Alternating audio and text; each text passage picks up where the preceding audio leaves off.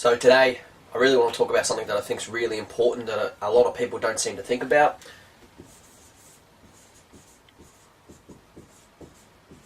And I know my writing is really awesome.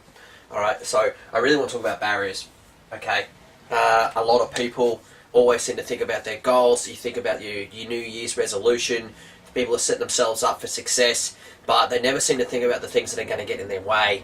And I think that's probably one of the most important things, is that we need to think about things that are getting in our way, so our barriers.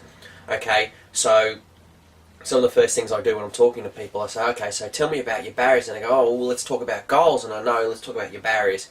Because if we remove those, you're going to become more successful, and you're going to make getting to those goals a hell of a lot easier. So what I ask people to do is I get them to list out to me, what are some of your barriers, So you at home, you might be thinking to yourself, well, I probably need to write some things down.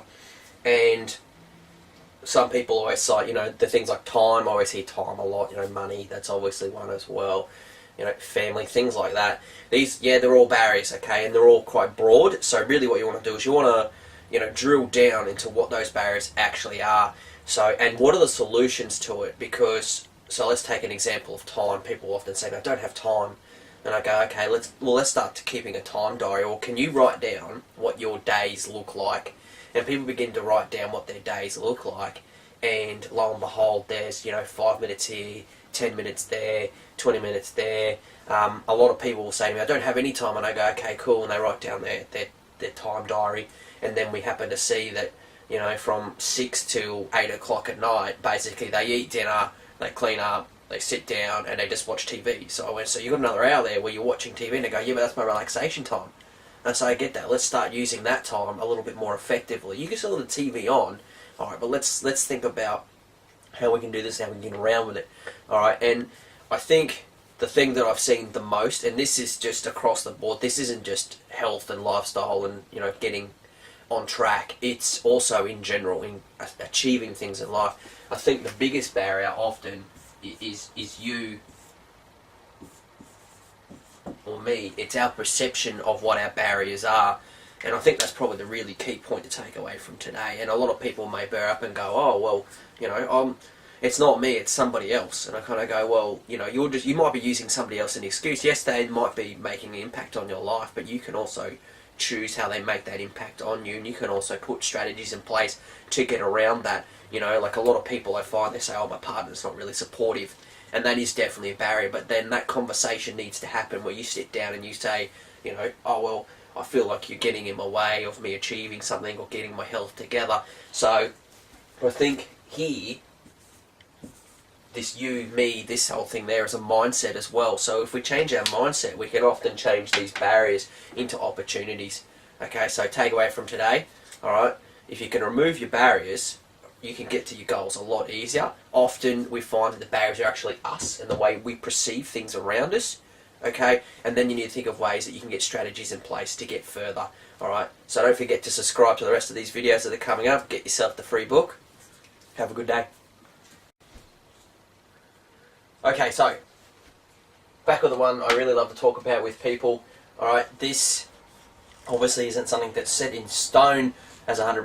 This is the way it should be, and everyone's going to have a slightly different idea. But really, I want to talk about the basic health equation.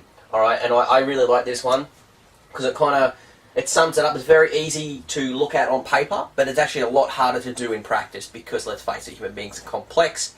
Life is complex. Okay, so let's look at this. Healthy eating plus physical activity. You'll notice I haven't put there a diet or anything of any particular kind, and I've also got physical activity. I haven't got exercise or movement or anything like that, even though I'm an exercise physiologist.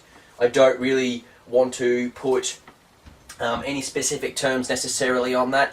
Okay, I think really if you could do things around the guidelines that are being set there, I think you're on the way. Healthy eating, making sure you're getting, your 5-6 serves of vegetables a day, your 2 fruits, and all those other things. I think they're in particular focusing on getting some good fibre, good quality proteins.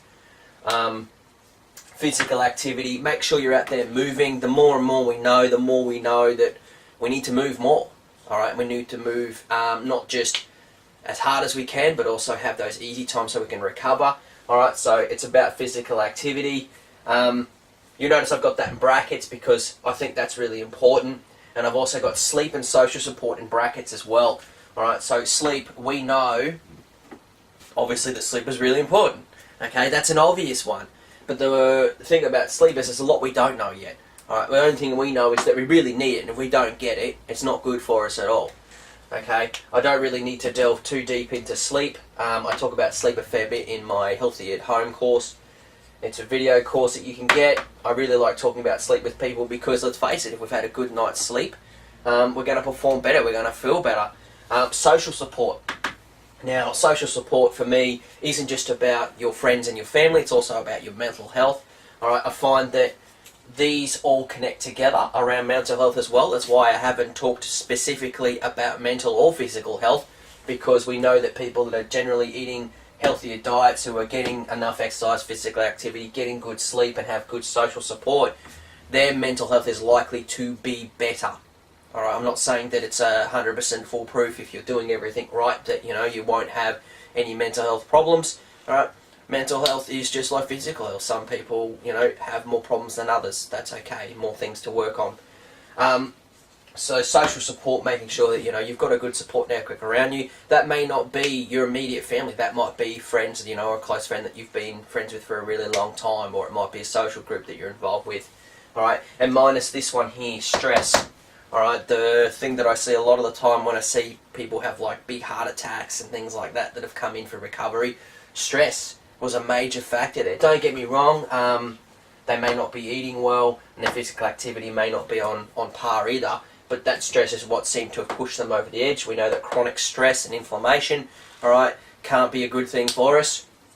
It also affects our sleep, and we know when we start getting bad sleep. So basically the funnel begins to go down. Alright, but there are ways that we can work on our stress. Alright, there are different types of strategies, and now obviously there are ways for you to find out what works for you, and we can work on going back up the funnel. We can start working towards, we're reducing our sleep, so we're getting, stress, so we're getting better sleep, and so we're probably feeling like we actually want to engage with more people, have a little bit more social support. We're going to improve our eating because we're thinking to ourselves, well, I'm not tired all the time, so I don't need to be eating fats and sugars and things like that. We find when we're tired, that's what we want to do. And then, hey, I feel a bit better, so, I might go for a walk today, or, I might go and do some gardening and things like that, so we can work back up the funnel. Like I said at the start, this is really easy on paper to look at and kind of go, well, if I'm doing this and I'm doing this, so like check, check, check, check, check.